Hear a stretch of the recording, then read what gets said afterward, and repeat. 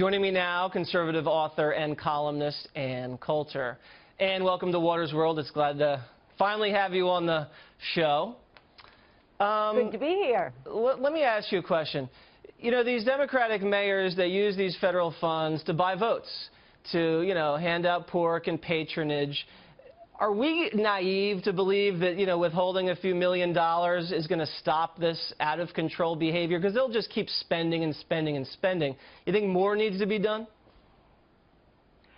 A lot more federal funds could be withheld. Congress may need to pass a law to allow other federal funds to be withheld. There are certain categories of them that the Attorney General is able to withhold. But, I mean, the IRS used tax policy to dictate the dating policies at Bob Jones University. Oh no, the federal government can have a very big impact on not only private schools, but cities and towns. I mean, remember, it was Liddy Dole who changed the national speed limit to 55 miles an hour by threatening to give them highway funds.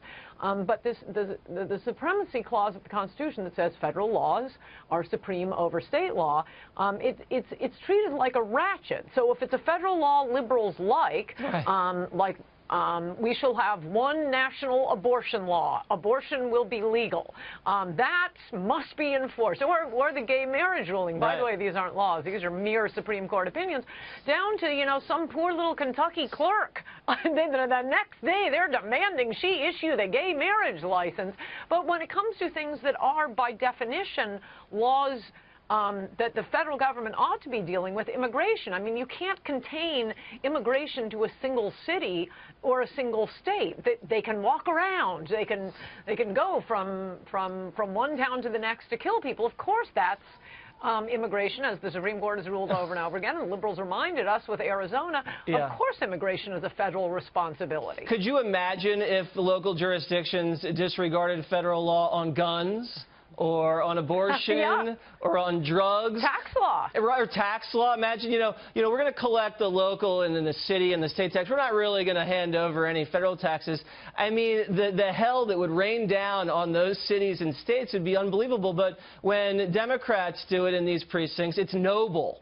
Total double standard. That's actually, that's a great idea because I've noticed liberals never understand or pretend to never understand how corrupt their principles are until we turn around and apply it to them. I mean, we're seeing it right now with the rule on how many votes are needed to confirm a judge. Now suddenly, they're outraged that we might change it to 51 for the Supreme Court. Well, they changed it to 51 for every position except the Supreme Court. And sexual harassment laws under Bill Clinton. I mean, I defended cases where bosses would get in trouble for having a picture of their own wives wearing a bikini on their desks. That was considered sexual harassment. But Bill Clinton dropping his pants and saying, "Kiss it." Suddenly they realized perhaps we should roll back some of this sexual harassment law. And your concept, because you're an attorney as well, tell me if this you think is going to work.